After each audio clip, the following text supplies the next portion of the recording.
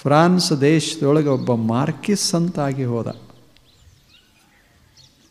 ಬಹಳ ದೊಡ್ಡ ಮನುಷ್ಯ, ಬಹಳ ದೊಡ್ಡವ. ಅವನ ಮೇಲೆ ಜನ ಬಹಳ ಪ್ರೇಮ. ಅಷ್ಟೇ ಪ್ರಭಾವಿ ಮನುಷ್ಯ. ದೇಶವನ್ನು ಕಟ್ಟುವ ಸಾಮರ್ಥ್ಯ ಆ ಮನುಷ್ಯನಿಗೆ. ಇಂಥ ಮನುಷ್ಯ ಮಾರ್ಕಿಸ್. ಆತ ಒಂದು ಅರಮನೆ ಅಂಥ ಅರಮನೆ, ಅದು ಸುಂದರವಾದ ಅರಮನೆ ಅವ ಇರೋದು. ಅಂಥ ಅರಮನೆಯಲ್ಲಿ ವಾಸ ಮಾಡ್ತಾ ಇದ್ದ. ಅರಮನೆಯೊಳಗೆ ಇದು ನಡೆದ ಘಟನೆ ಇದು. ಅರಮನೆಯೊಳಗೆ ಒಂದು ಕೋಣೆ ಅವಂತು. ಆ ಕೋಣೆಯೊಳಗೆ ಬಹಳ ಒಂದು ಬೇರೆ ಕೋಣೆ. ಎಲ್ಲ ಸುಂದರವಾದ ಅರಮನೆಗಳು, ವಿಶಾಲವಾದ ಕೋಣೆಗಳು ಎಲ್ಲ ಕಡೆ. ಆದರೆ ಇದೊಂದು ಕೋಣೆ ಅದೊಂದು ವಿಶೇಷವಾದ ಕೋಣೆ. ಅವನಿಗಾಗಿಯೇ ಮೀಸಲಾದ ಕೋಣೆ ಒಂದು ಮಾಡಿಕೊಂಡಿದ್ದ. ಆತ ಅದನ್ನು ಕೀಲಿ ಹಾಕಿ ತನ್ನ ಹತ್ತಿರ ಇಟ್ಕೋತಿದ್ದ. ಆ ಕೋಣೆ ಯಾವಾಗಲೂ ತನಗೆ ಸ್ವಲ್ಪ ಅನ್ನಿಸ್ತು ಅಂದರೆ ಕೀಲಿ ತೆಗೆದು ಒಳಗೆ ಹೋಗಿ ಕೆಲ ಕ್ಷಣಗಳನ್ನು ಅಲ್ಲಿ ಕೂತು ಅಲ್ಲಿ ಕಳೆದು ಹೊರಗೆ ಬಂದು ಕೀಲಿ ಹಾಕ್ಕೊಂಡು ಇರ್ತಿದ್ದ. ಇದು ಕುತೂಹಲ ನಿರ್ಮಾಣ ಮಾಡ್ತು ಜನರಿಗೆ. ಮಂತ್ರಿಗಳಿಗೆ ಅವರ ಮಂತ್ರಿಗಳು ಎಲ್ಲ ಅವ್ರದ್ದು ಸಿಬ್ಬಂದಿ ಇರ್ತದಲ್ಲ, ಎಲ್ಲರ ಗೆಳೆಯರು, ಆ ಬಳಿಕ ಬೇರೆ ದೇಶದ ರಾಜರಿಗೆ ಬಹಳ ಆಶ್ಚರ್ಯ ಆಯಿತು. ಏನು ಈ ಕೋಣೆಯಲ್ಲಿ ಏನದೆ ಅಂತ. ಒಂದು ಸಲ ಬಹಳ ಕುತೂಹಲ ಆಯಿತು. ಆವಾಗ ತನ್ನ ಗೆಳೆಯರನ್ನೆಲ್ಲ ಕರ್ಕೊಂಡು ಹೋಗಿ ತೋರಿಸಿದ ಕೋಣೆಯೊಳಗೆ ಏನಿತ್ತು ಅಂದರೆ ಒಂದು ಕಂಬಳಿ, ಒಂದು ಬಡಿಗೆ. ಆ ಬಳಿಕ ಅಲ್ಲಿ ಚಿತ್ರಗಳು ಅಂದರೆ ಒಂದಿಷ್ಟು ನೀರು ಬೀಳುವಂಥದ್ದು, ಒಂದು ಹಳ್ಳ, ಒಂದಿಟ್ಟು ಗುಡ್ಡ, ಹುಲ್ಲಿನ ಪ್ರದೇಶ, ಅಲ್ಲಿ ಒಂದು 4 ಕುರಿಗಳು. ಇದು ಇದರಾಗ ಅವರಂದರು ಇದೆಲ್ಲ ಯಾಕೆ ಅಂತ. ಇಲ್ಲ, ನಾನು ಮೊದಲು ಹುಡುಗಿದ್ದಾಗ ಹಿಂಗೆ ಇದ್ದೆ. ನಾನು ಒಬ್ಬ ಕುರುಬ. ನಾನು ಕುರಿ ಕಾಯ್ಕೋಂತ ಬಡಿಗೆ ನಂದೇ ಬಡಿಗೆ, ಅದು ಕಂಬಳಿನೂ ನಂದೇ. ಅಂಥ ಮನುಷ್ಯ ಇಂದು ಹಿಂಗಾಗೇನಿ. ಅರಮನೆ ಅಂಥ ಅರಮನೆ, ಆದರೆ ಅರಮನೆಯ ಇದೇನು ಆವೇಶದ ಅಲ್ಲ, ಇದು ಏರಬಾರ್ದಂತ ತಿಳ್ಕೊಂಡು ಇದೊಂದು ಇಟ್ಕೊಂಡೇನಿ ಕೋಣಿಯೊಳಗ. ಯಾವಾಗ ನಾ ದೊಡ್ಡವ ಅನ್ನಿಸ್ತದೋ ಆವಾಗ ಈ ಕೋಣ್ಯಾಗ ಹೋಗಿ ಕಂಬಳಿ ಹಗಲಿಗೆ ಹಾಕ್ಕೊಂಡು ಬಡಿಗೆ ಹಿಡ್ಕೊಂಡು ನಿಂತಿರ್ತೇನೆ ಇಲ್ಲಿ ಅಂತ. ಹೆಂಗಿರಬೇಕು? ಯಾಕೆಂದರೆ ವಸ್ತುಗಳು ನಮ್ಮ ಮನಸ್ಸನ್ನು ಕೆಡಿಸ್ತಾವೆ. ಬೇಕಾದ್ರೆ ನೀವು ಸ್ವಲ್ಪ ನೋಡ್ರಿ. ನೀವು ಈಗ ನನ್ನ ಕುರ್ಚದ, ಇದು ಸಣ್ಣ ಕುರ್ಚದ, ಇಲ್ಲೊಂದು ದೊಡ್ಡ ಕುರ್ಚಿ ತಂದು ನೀವು ಹಾಕ್ರಿ. ಅದು ಬೆಳ್ಳಿ ಕುರ್ಚಿ, ಬಂಗಾರ ಕುರ್ಚಿ ತಂದು ಹಾಕ್ರಿ. ಅದರ ಮ್ಯಾಗ ನೀವು ಒಬ್ಬರು ಬಂದು ಕುಂಡ್ರಿ. ನನಗೆ ಹೆಂಗಾಗತ್ತೆ? ನಾನೇನು ಎದ್ದಿಲ್ಲ. ಹೆಂಗಾಗ್ತದೆ? ನಿಮಗೆ ಹೆಂಗಾಗ್ತದೆ? ವಿಚಾರ ಮಾಡಂಗದ. ನಿಮ್ಮಷ್ಟಕ್ಕೆ ನೀವು, ನನ್ನಷ್ಟಕ್ಕೆ ನಾವು ಅನಿಸೋದಿಲ್ಲ. ನಿಮ್ಮ ಕುರ್ಚಿ ಮಗ್ಗಲು ಬಂದು ಕೂಡಲೇ ನನಗೆ ತಾಪ ಶುರುವಾಗ್ತದಲ್ಲ, ಭಾವ ಕೆಟ್ಟದ ಅಂತ ಅದರ ಅರ್ಥ. ಮತ್ತು ನಿಮ್ಮದರೆ ಕುರ್ಚಿ ಮೇಲೆ ನೀವು ಆರಾಮರೇ ಕೂಡಬೇಕಲ್ಲ, ಹಂಗೂ ಆಗೋದಿಲ್ಲ. ಇವನಿಗಿಂತ ನಾನು ಎತ್ತರ ಅಂತ ಅವನಿಗೆ ಅನ್ಸಕ್ಕೆ ಶುರುವಾಗ್ತದೆ. ಈ ಭಾವ ಭೇದದಾಗ ಜಗತ್ತು ಹಾಳಾಗ್ತದೆ ಅಷ್ಟೇ. ನಿಮ್ಮದಷ್ಟು ನಿಮಗೆ, ನಮ್ಮದ ನಮಗೆ. ಅದಕ್ಕೆ ಯಾಕೆ ಎಲ್ಲರೂ ಇಳಿಯೋದದೆ? ದೊಡ್ಡ ಕುರ್ಚಿಯವ್ರೇನು ಖಾಯಂ ಕುಂತಿರ್ತಾರೇನು? ಸಣ್ಣ ಕುರ್ಚಿಯವ್ರೇನು ಯಾವಾಗ ಇಳಿತಾರೇನು? ಇಳಿಯಾಗಿ ಇಳಿತಾರೆ, ಏರಾಗಿ ಏರ್ತಾರೆ. ಯಾವ ಕುರ್ಚಿನೂ ಖಾಯಮಲ್ಲ, ಯಾವುದೂ ಅಲ್ಲ. ಕುರ್ಚಿಗಳು ಹೇಳ್ತಾವ ಕುಂಡ್ರು, ಇಳಿಸ್ತೀನಿ, ಸಾವಕಾಶ. ನಾನು ಇರೋದೇ ಎದಕ್ಕೆ ಕುಂತವ್ರನ್ನ ಇಳಿಸೋಕೆ ನಾನು ಇರೋದದ. ಕುರ್ಚಿ ಅಂದರೆ ಏನಂತ ತಿಳ್ಕೊಂಡೆ? ನಾನು ಮಜಾದಾಗ ಇರ್ತೀನಿ. ನನ್ನ ಹುಚ್ಚು ಜಗತ್ತಿಗೆ ಹಿಡಿದಿರ್ತದೆ.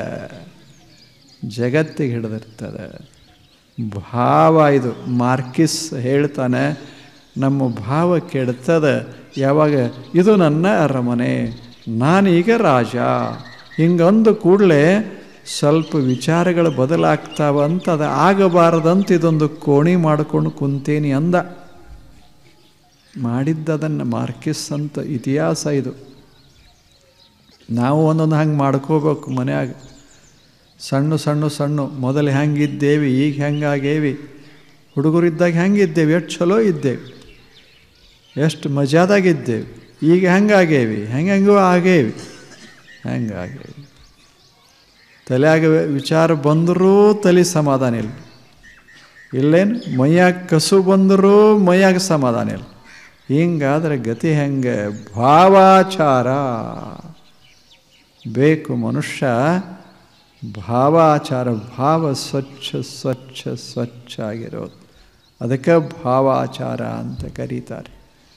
ಭಾವನಾ ಭಾಳ ಮಹತ್ವದ್ದಲ್ಲವೇನು? ಎಷ್ಟು ಚೆನ್ನಾಗಿರ್ತದೆ ಭಾವ, ಅಷ್ಟು ಭಾವ. ಒಂದು ಗಿಡ ಇತ್ತು, ಗಿಡದ ಮೇಲೆ ಒಂದು ಪಕ್ಷಿ ಬಂದು ಕುಂತು. ಅದು ಚಲೋ ಗಿಳಿ, ಮಸ್ತಿತ್ತು, ಹಚ್ಚ ಹಸಿರ ಕೆಂಪ ಸುಂಚು, ನೋಡಿದ್ರೆ ಆನಂದ ಆಗ್ತಿತ್ತು. ಮತ್ತು ಗಿಳಿ ಮಸ್ತಾಗಿ ಮಾತಾಡ್ಕೋತಿರ್ತದೆ.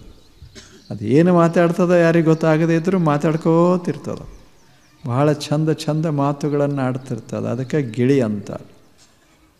ಅದನ್ನು ನೋಡ್ದ ಒಬ್ಬ ಭಾಳ ದೊಡ್ಡ ಮನುಷ್ಯ, ನೋಡ್ದ.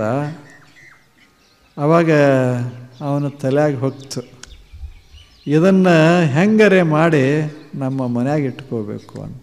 ಒಂದು ಪಿಂಜರ ಮನೆಯೊಳಗೆ ದೊಡ್ಡದು, ಅದನ್ನು ಮಾಡಿಸಿ ಅದರಾಗ ಇಟ್ಕೋಬೇಕು ಅಂತ ಅವನಿಗೆ. ಅದಕ್ಕೆ ಒಂದು ಹಿಂಗೆ ಹಣ್ಣು ತಂದು ಹಿಂಗಿಟ್ಟ. ಅದು ಗಿಳಿ ಮ್ಯಾಗ ಕೂತಿತ್ತಲ್ಲ, ಗಿಡದಾಗೇನು ಹಣ್ಣು ಇರಲಿಲ್ಲ, ಸುಮ್ಮನೆ ಕೂತಿತ್ತು. ಇವ ಹಣ್ಣು ಚಲೋ ಹಣ್ಣು ತಂದಿಟ್ಟ, ಮಾಗಿದ ಹಣ್ಣ. ಗಿಳಿ ಹೇಳ್ದ, ತಿನ್ನು ಇದನ್ನು ಅಂದ. ತಗೋ, ನಿನಗಾಗಿ ಕೊಟ್ಟೇನಿ ಅಂದ. ಅದು ಗಿಳಿ ನೋಡ್ತು, ಅದು ಹೇಳ್ತು, ನನಗೆ ಗೊತ್ತಾಗ್ತದೆ ಏನು, ನಿನ್ನ ಹಣ್ಣ ರುಚಿ ಇರಬಹುದು, ಆದರೆ ನಿನ್ನ ಭಾವ ಚಲೋ ಇಲ್ಲತ್ ನನಗೆ ಗೊತ್ತಾಗ್ಬಿಟ್ಟದ ಅಂದ. ನೀ ಎಲ್ಲ ಕರಿತಿ ಖರೆ, ಆ ಮಾತಿನಾಗ ಗೊತ್ತಾಗ್ತದೆ ಎದಕ್ಕೆ ಕರಿತಿ ಅನ್ನೋದು ಗೊತ್ತಾಗ್ತದೆ. ಮಾತಿನ ಸವಿನೇ ಕೆಟ್ಟದು, ಸವಿ ಕೆಟ್ಟ. ಮಾತಿನಾಗ ಏನಿರಬೇಕು, ಕೊಡಬೇಕಂತ ಇರಬೇಕಾಗಿತ್ತು. ಹಣ್ಣ ತಿಲ್ಲಿದು ಸಂತೋಷ ಪಡಲಿ ಅಂತ ಇರಬೇಕಾಗಿತ್ತು. ಆಗಲ್ಲ, ಇದು ನನ್ನ ಕೈಗೆ ಸಿಗಬೇಕಂತ ಬಂತಲ್ಲ, ಹೋಯ್ತದೆ. ನನಗೂ ಗೊತ್ತಾಗ್ತದೆ ಒಂದಿಷ್ಟು. ನಾವು ಬರೀ ಹಕ್ಕಿಗಳಲ್ಲ, ನಿಮ್ಮ ಭವಿಷ್ಯ ತಿಳ್ಕೊಳ್ಳೋ ಹಕ್ಕಿಗಳು ನಾವ. ನಿಮ್ಮ ಮನಸ್ಸಿನಾಗ ಏನಂತ ಗೊತ್ತಾಗ್ತದೆ ನಮಗೆ. ಅದು ಹೇಳ್ತು, ಬೇಕಾದಟ್ಟು ಕರೆದ, ಎಲ್ಲ ಹೇಳ್ದ. ಅದು ಜಪ್ಪಲ್ಲಿಲ್ಲ, ಏನು ಭಾವ ಅದ, ಭಾವ ಅದ.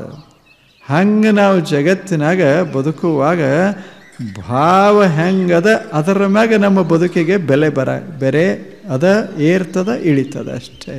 ಬೆಲೆ ಹೆಚ್ಚಾಗಬಹುದು, ಬೆಲೆ ಕಡಿಮೆ ಆಗಬಹುದು. ಇದು ಭಾವದ ಮ್ಯಾಗ. ಜ್ಞಾನದಿಂದ ಬೆಲೆ ಕಟ್ಟಕ್ಕೆ ಬರೋದಿಲ್ಲ, ಭಾವದಿಂದ ಬೆಲೆ ಕಟ್ಟಕ್ಕೆ ಬರ್ತದೆ. ಈಗ ನಾವು ಅನ್ನೋದಿಲ್ಲೇನು, ಇವರು ಇಂಥ ಡಿಗ್ರಿ ಪಡೆದವರು ಅಂತಂತೆ. ಇಲ್ಲ, ಭಾಳ ದೊಡ್ಡ ಆಫೀಸರ್, ದೊಡ್ಡವರು, ಇಷ್ಟು ದೊಡ್ಡ ಡಿಗ್ರಿ ಪಡೆದಾರ, ವಿದ್ವಾಂಸರು ಅಂತೇವೆ.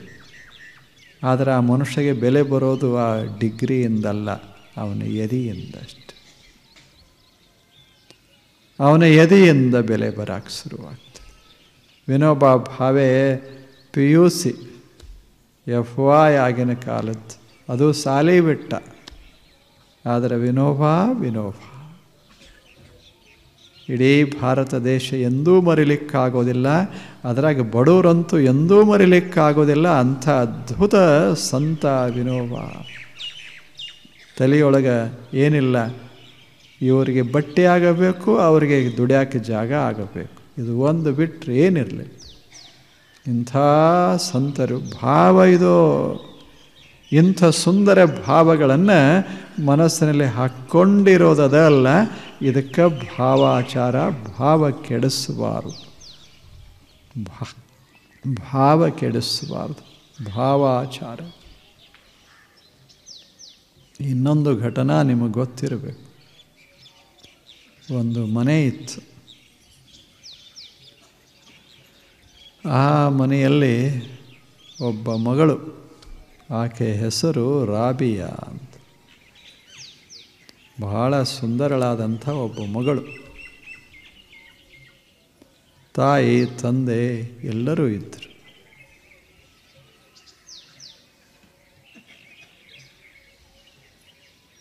ಒಂದು ಪ್ರಸಂಗ ಬಂತು.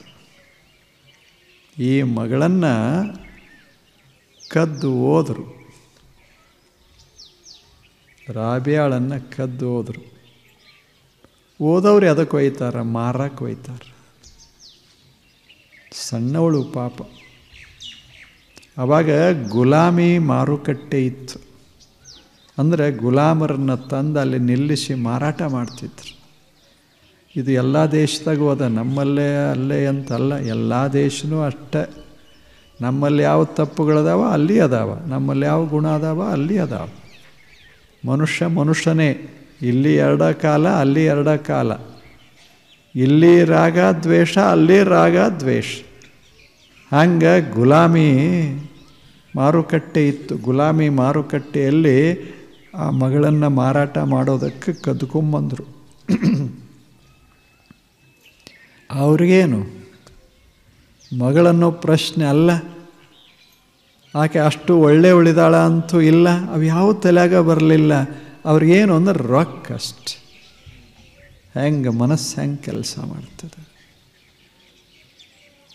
ಹೇಗೆ ಕೆಲಸ ಮಾಡ್ತದೆ. ಅವ್ರಿಗೆ ಕಾಣಿಸೋದೇ ಅಷ್ಟೇ, ಇನ್ಯಾವುದು ಕಾಣೋದಿಲ್ಲ. ಹಣ. ಈಗಲೂ ನಮಗೆ ಹಾಗಾಗೋದಲ್ಲೇನು, ನಮಗೇನು ಕಾಣಿಸೋದಲ್ಲ. ಒಮ್ಮೊಮ್ಮೆ ಕಿಶೆ ಕಾಣಿಸ್ತದೆ ಅಷ್ಟೇ, ಇನ್ನೇನು ಕಾಣಿಸೋದಿಲ್ಲ. ಹಂಗೆ ಆ ಮಗಳನ್ನು ಕದ್ದುಕೊಂಡು ಬಂದರು. ತಾಯಿಗೆ ಎಷ್ಟು ತಾಪ ಆಗಿರಬೇಡ, ಬಂದು ಬಾಂಧವರಿಗೆ ಹಂಗಾಗಿರಬೇಡ. ಆದರೆ ಏನು ಮಾಡೋದು, ಹೋಯಿತು. ತಂದು ಮಾರಾಟ ಮಾಡಿದರು, ಹಚ್ಚಿದ್ರು. ಸಣ್ಣ ಮಗಳು 8 ವರ್ಷ 9 ವರ್ಷ. ಒಬ್ಬ ಶ್ರೀಮಂತ ಖರೀದಿ ಮಾಡ್ದ. ವಸ್ತು ಖರೀದಿ ಮಾಡ್ದಂಗೆ ಮಾಡ್ತಿದ್ರು.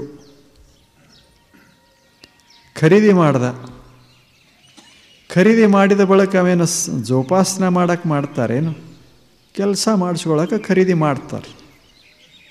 ನಮ್ಮಲ್ಲಿ ಜೀತ ಅಂತಿತ್ತಲ್ಲ, ಹಂಗೆ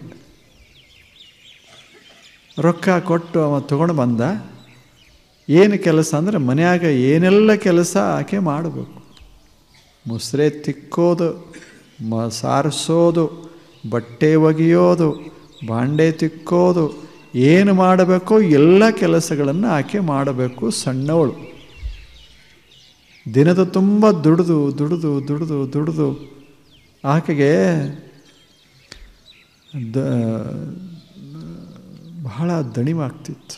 ಅಷ್ಟೇ ಮನಸ್ಸಿಗೂ ನೋವಾಗ್ತಿತ್ತು. ಯಾಕೆ ದುಡಿಸ್ಕೊಳ್ಳೋರೇ ವಿನಃ ಆಕೆ ಬಗ್ಗೆ ಕೇಳೋರು ಯಾರದಾರ. ಸಣ್ಣ ಮಗಳು, ಆಕೆಗೆ ಭಾವನಾ ಇರ್ತದೆ, ನನ್ನ ಸುಖ ದುಃಖ ಯಾರೇ ಕೇಳಬೇಕು ಅಂತ. ಇರೋದಿಲ್ಲೇನು? ನಮ್ಮ ಸುಖ ದುಃಖ ಯಾರೇ ಕೇಳಬೇಕು ಅಂತ. ಈಗ ನೀವು ಹಿರಿಯರು, ಒಂದಷ್ಟು ವಯಸ್ಸಾಗಿರ್ತದೆ, ಹಾಸಿಗೆ ಒಳಗಿರ್ತೀರಿ. ನಿಮ್ಮ ಸುಖ ದುಃಖ ಕೇಳಬೇಕಂತ ನಿಮ್ಗೆ ಅನಿಸೋದಿಲ್ಲೇನು ಮಕ್ಕಳು?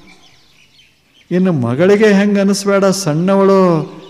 ಯಾರೂ ಇಲ್ಲ, ಕೇಳೋರೇ ಯಾರು? ಎಲ್ಲರೂ ಮನೆಯಾಗ ಕೆಲಸ ಹೇಳೋರೇ ವಿನಃ ಕೇಳೋರೇ ಯಾರಿಲ್ಲ. ಎಲ್ಲರೂ ಬೈಯವರೇ ವಿನಃ ಆಕೆಯನ್ನು ಸಮಾಧಾನ ಮಾಡೋರು ಯಾರಿಲ್ಲ. ಮನಸ್ಸು ಹೆಂಗಾಗಿರಬೇಡ, ಸುಮ್ಮನೆ ಕಲ್ಪನಾ ಮಾಡಿಕೊಳ್ಳುವಂಗೆ. ರಾಬಿಯಾ, ದೊಡ್ಡ ಚರಿತ್ರೆ ಇದು. ರಾಬಿಯಾ ಆಕೆಗೆ ಊಟ ಸಹಿತ ಅಷ್ಟೇ. ಎಲ್ಲ ಆದ ಬಳಿಕ ಏನು ಉಳಿತು ಉಣಬೇಕು. ಅದು ಒಮ್ಮೊಮ್ಮೆ ಹಿಡಿಸ್ತಿತ್ತು, ಹಿಡಿಸ್ಲಿಕ್ಕಿಲ್ಲ, ಹೊಟ್ಟೆ ತುಂಬ್ತಿತ್ತು, ತುಂಬಲಿಕ್ಕಿಲ್ಲ. ಹೀಗೆ ಬೆಳೀತಾ ಇದ್ಲು ಮಗಳು. ಪಾಪ ಅಷ್ಟು ಕಷ್ಟದಲ್ಲಿ ಬೆಳೆದು ಬರ್ತಿದ್ಲು. ಆದರೆ ಏನು ಮಾಡೋದು, ಗುಲಾಮಳು ಅಷ್ಟೆ. ಮಕ್ಕಳು ಗುಲಾಮರಾಗಿ ಆಕೆಗೆ ಇರೋದಕ್ಕಾಗಿ ಗೇಟು, ದೊಡ್ಡ ಮನೆ, ಗೇಟದ ಮಗ್ಲ ಒಂದು ಸಣ್ಣ ಕೋಣೆ, ಆ ಕೋಣೆಯಲ್ಲಿ ಆ ಮಗಳಿಗೆ ಇರಾಕ್ ಕೊಟ್ಟಿದ್ರು. ಒಂದು ದಿವಸ ರಾತ್ರಿ ಸುಮಾರು 10-11 ಗಂಟೆಯಾಗಿತ್ತು ರಾತ್ರಿ. ಮನೆಯಲ್ಲಿ ಎಲ್ಲರೂ ಮಲಗಿದ್ರು. ಮನೆ ಮಾಲೀಕ ಊರಿಂದ ಬಂದ.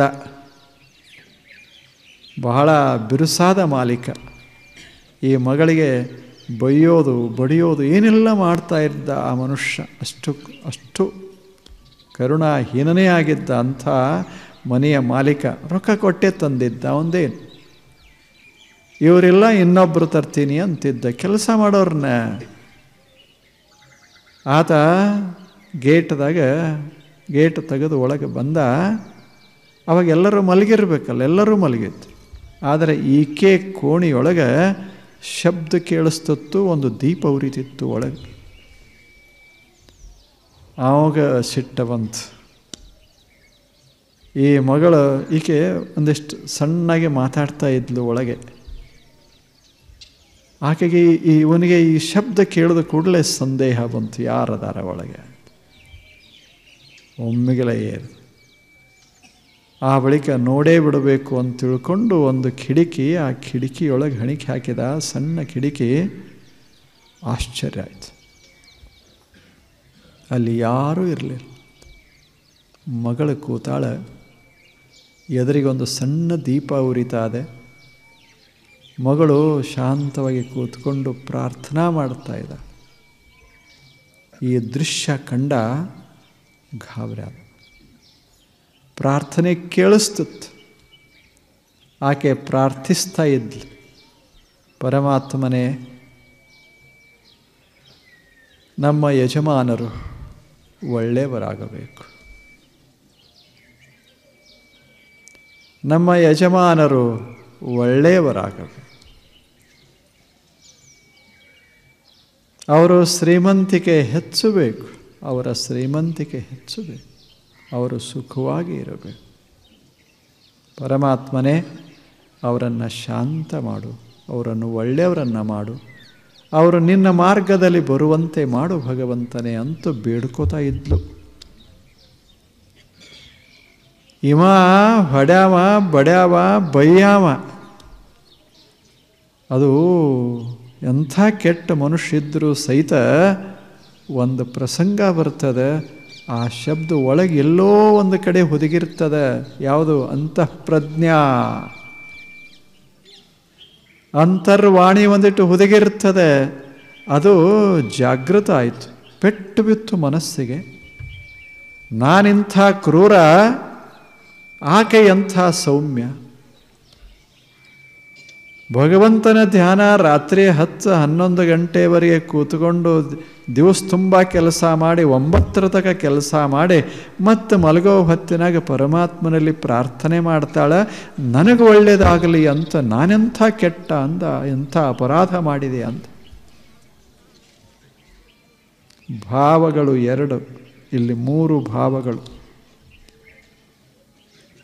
ಅತೀ ದುಃಖಿಯಾದಂಥ, ಕಷ್ಟಕ್ಕೆ ಒಳಗಾದಂಥ ರಬಿಯ ಮಗಳು, ಅತ್ಯಂತ ಕ್ರೂರವಾಗಿ ನಡೆಸಿಕೊಳ್ಳುವಂಥ ಯಜಮಾನ, ಆ ಬಳಿಕ ಮಗಳ ಪ್ರಾರ್ಥನೆಯನ್ನು ಕೇಳಿದ ಬಳಿಕ ಪರಿವರ್ತನೆಗೊಂಡಂಥ ಹೃದಯ, ಅದು ಮನುಷ್ಯ. 3 ಭಾವಗಳು. ಬಹಳ ವಿಪರೀತ ತಾಪಾತು. ತನ್ನನ್ನೇ ತಾನು ಬೈಕೊಳ್ಳಿಕ್ಕೆ ಶುರು ಮಾಡಿದ. ಹೋದ, ಹಾಸಿಗೆ ಮೇಲೆ ಮಲಗದ, ನಿದ್ದೆ ಬರಲಿಲ್ಲ. ನಾನು ಎಂಥ ತಪ್ಪು ಮಾಡಿಬಿಟ್ಟೆ ಅಂದ. ಸಣ್ಣ ಮಗಳು, 8 ವರ್ಷದ ಮಗಳಲ್ಲಿ ಇಂಥ ಬುದ್ಧಿ ಅದ, ನನಗೆ ಬುದ್ಧಿ ಇಲ್ಲಲ್ಲ, ನಾನೇನು ಮಾಡಿಬಿಟ್ಟೆ. ಇಂಥ ಮಗಳನ್ನು ಎಷ್ಟು ಹಿಂಸಾ ಕೊಟ್ಟೆ ಇವಳಿಗೆ. ಎಷ್ಟು ಚಿತ್ರಹಿಂಸ ಕೊಟ್ಟೆ, ಒಂದು ದಿವಸ ಸಹಿತ ಆಕೆಯನ್ನು ಕೊಂಡಾಡಲಿಲ್ಲ, ಆಕೆ ಮಾಡಿದ್ದನ್ನು ಮೆಚ್ಚಿಕೊಳ್ಳಲಿಲ್ಲ, ಆಕೆಗೆ ಒಳ್ಳೆಯದನ್ನು ಮಾಡಲಿಲ್ಲ. ನಾನೆಂಥ ಕ್ರೂರ ಇರಬೇಕು, ಆಕೆ ಎಂಥ ಸಂತಳಿರಬೇಕು ಅಂದ. ಆ ಬಳಿಕ ಬೆಳಗಾಯಿತು. ಎದ್ದು ಬಂದ. ರಾಬಿಯಾ ಹೀಗೆ ಹೊರಗೆ ಹೂವು ಆರಿಸ್ತಾ ಇದ್ದ. ಬಂದ, ರಾಬಿಯಾಳಿಗೆ ನಮಸ್ಕಾರ ಮಾಡಿದ.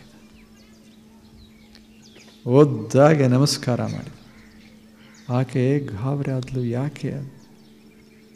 ನಿನ್ನ ಪ್ರಾರ್ಥನೆ ಫಲಿಸ್ತು ಅಂದ. ಏನು ಪ್ರಾರ್ಥನೆ?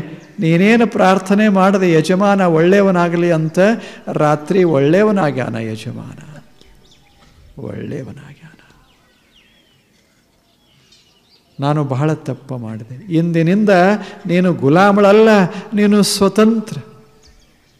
ಅಷ್ಟೇ ಅಲ್ಲ, ನನ್ನ ಮನೆಯೊಳಗೆ ನಿನಗೆ ಅತ್ಯಂತ ಆದರಣೀಯ ಪೂಜ್ಯ ಸ್ಥಾನ. ನಿನಗೆ ನೀನು ಇಚ್ಛಾಪಟ್ಟಷ್ಟು ದಿವಸ ನಮ್ಮ ಮನೆಯೊಳಗಿರು, ನೀನು ಮಾಲೀಕಳಾಗಿರು ಅಂದ. ಮನಸ್ಸೆಷ್ಟು ಭಾವಾಚಾರ ಇದೆ. ಭಾವಾಚಾರ ಹೇಳಿ ಹೆಂಗೆ ಭಾವನೆಗಳು, ಆಚರಣೆ. ಇಂಥ ಭಾವ ಇತ್ತು ಅಂದರೆ ಜಗತ್ತು ಎಷ್ಟು ಪರಿವರ್ತನೆ ಆಗ್ತದೆ. ಅದನ್ನು